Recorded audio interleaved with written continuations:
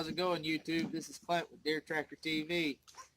Today, me and my buddy Aaron, we went fishing down in Duet on some creeks, and this is what we caught today. We caught some old bluegill, some catfish. That's down in there. They've been soaking in some ice water for, I don't know, about a good hour now and stuff like that. And I'm gonna clean them up, and we're gonna cook them.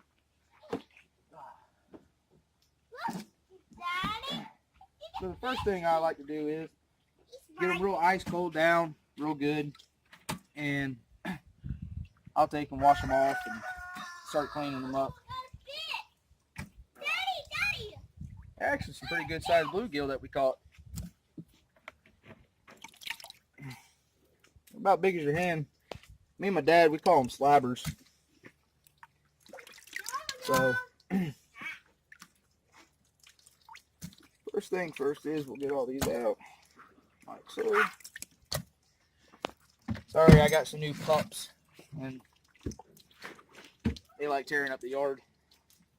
So what I'll do is I'll rinse them off real good, rinse my cable off real good, and the lady that is behind the camera is my wife, Sarah. She's amazing.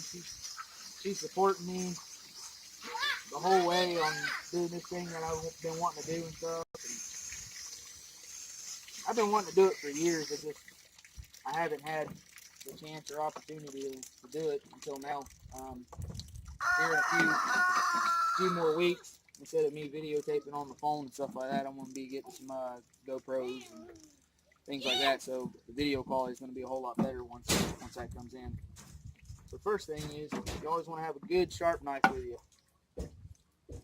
And what I like to do is I like starting from the tail and working my way up to the head. And I'll start scaling these things out. And this is how I was taught raising up when I was a kid. You know, growing up with my dad being a fisherman like he was and stuff like that. You know, he taught me a lot. Just sit here and he does all the scales off, all the way up to about to where that first fin is at right there. That's usually where I like to stop at and get right there on top of the head. And I'll flip them over. Do the other side. And then I'll just continue on with it.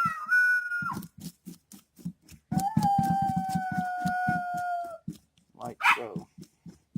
Make sure you get right there where that belly is at. Right underneath there. And that back of that tail right there too. And the howling you hear in the background, those are my two little kids, Cypress and June. June is the smallest one, and then Cypress, well, they're on the back of the truck. Yeah. Are you being a dog? Alright, so that's the bluegill that we just scaled out. And then I'll take and let me do a catfish for you. We got some pretty nice, I call them pan-sized catfish that we caught. They're a little, you think they might be a little bit small, but these things right here, you can actually take and fry them whole. So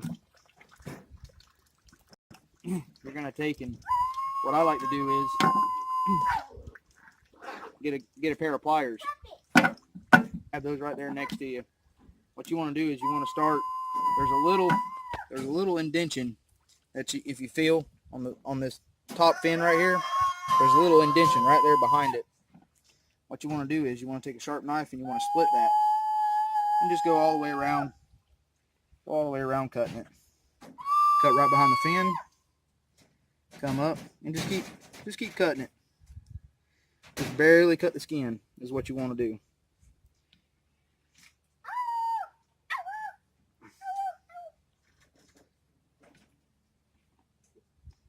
So just like so. Alright, and then what I like to do is I'll take these pliers and I'll clip off that right there. And then I'll take and grab right here on the back of its head, and I'll hold its head like this, like so, and I'll just start pulling around. And that skin will eventually come right off of him. I mean, sometimes you're going to have the guts come out. That's all part of it. I went a little bit too deep on this one. But grab on the back of that right there, and you might get some of the meat that come off of it, but just keep pulling it tight. You want to get as close as you can. You don't want to get back here, because once you get back up in here, you'll start ripping the skin off right here. So what you want to do is you want to grab as close as you can and pull, pull, pull, and it'll come off. And that right there goes in the gut bucket. So what I'll do is I'll sit here, get it cleaned off as best as I can. And he's got these little fins right here. I'll clip these fins off right here. Clip these fins off right here. And that's pretty much it. She was full of eggs too. But she's going to be good in the pan, I'll tell you that.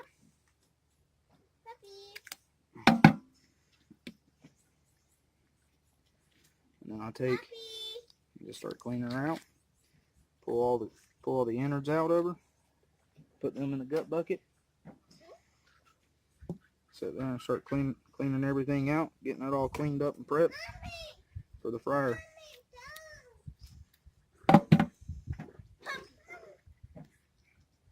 And then you want these sacks are right back up in here. Those are its air sacks. You want to get those out too as well.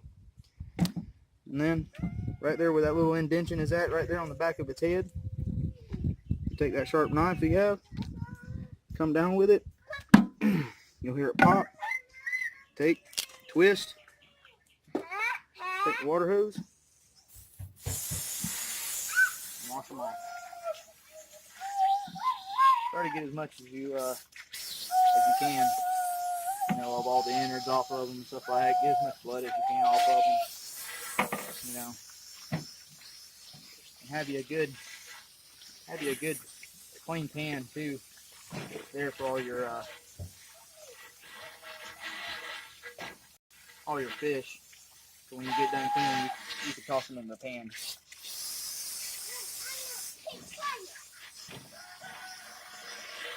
And then you want to put a little bit of water in there.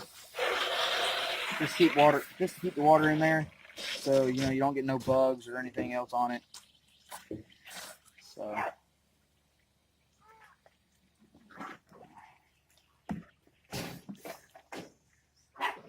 set that right there, and then I'm gonna wash this board off one more time. I always like try to keep a clean surface anytime I'm cleaning. And then let's reach in here.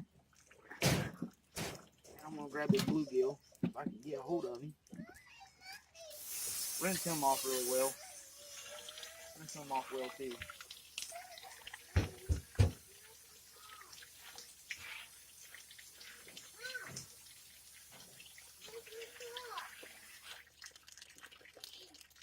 What I like to do here too is I like to feel on there and make sure all the scales are off of him, which did a pretty good job on that one. He's a pretty clean fish now. But what I do is I'll take and I'll flip up this dorsal fin just like so, and I'll start right there at the back of the head, and I'll make a line, straight line all the way down to these other fins, and I'll take my knife, come in, you'll hear it crunch, crunch, crunch. He's pretty much all the way through. There's his head. Throw that in the gut bucket. And I'll take my knife and go right there to where the pooper is at. And just take your thumb, put your thumb in there like so. Pull those out. And try to get as much as you can out of there. And you'll notice too,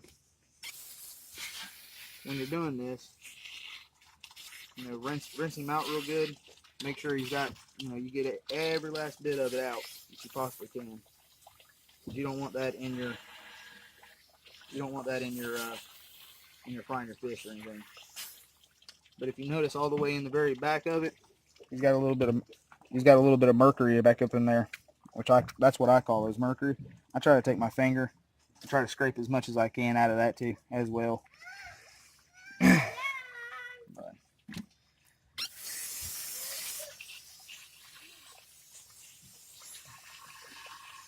But yeah, that right there is a clean fish.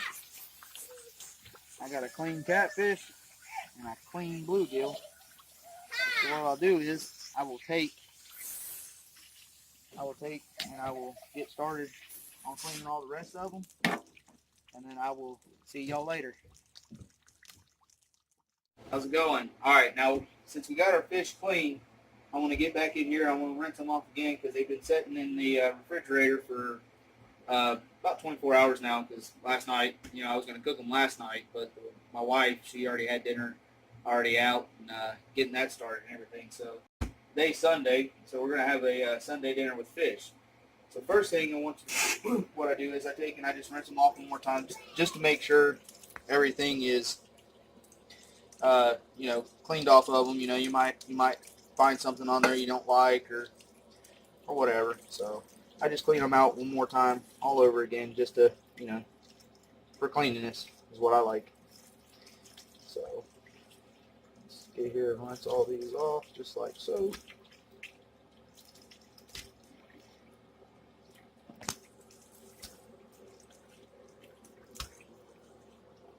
All right.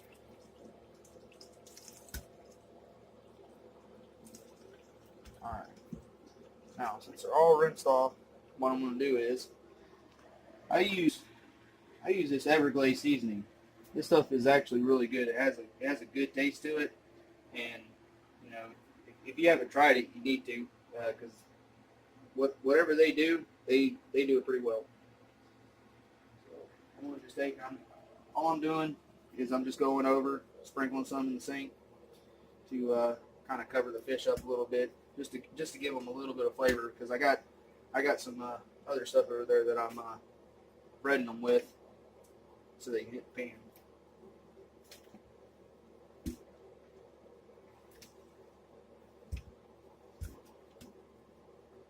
All right, that's about it. Set that over there. Wash the beans. I already got my pan going with my oil, so that's getting hot. I went to Publix today and I picked up some of this Louisiana Cajun crisp fish fry. I've used it in the past. It's actually pretty good. It puts a little bit of breading on the fish. So I'm gonna take and dump this in a gallon lock zipper bag. And I'm gonna go ahead and I'm gonna put a couple catfish in there and some bluegill.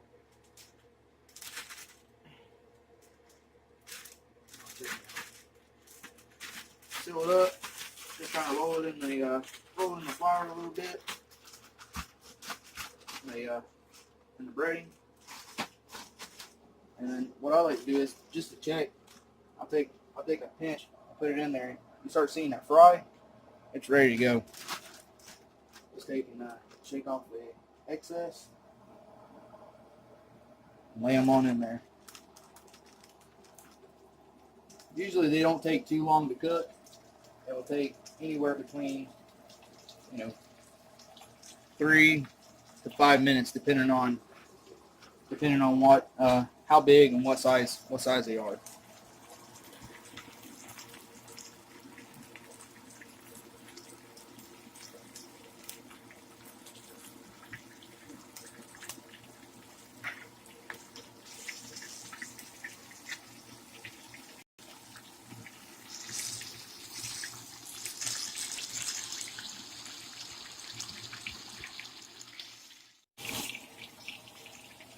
All right, they've been cooking for, I don't know, about a good 5 minutes or so, and you can start telling that they're getting done because of the way they're looking. They're starting to get nice golden brown, and then the skin starts actually peeling back from the fish. So you want to take and let these drain off just a little bit. Set them over here on a napkin. and I'm gonna repeat the process. I got a few fish over there I gotta take and bread up and clean, but what we'll do is we'll get everything fried up and we'll catch you back here and I'll show you the end result. Alright, well, we got all the fish fried. Right here is the catfish. There's the bluegill. My wife Sarah, she made some butter grits, and I got some coleslaw. So we're going to sit down and we're going to eat and we're going to have a good time, and we'll catch y'all later.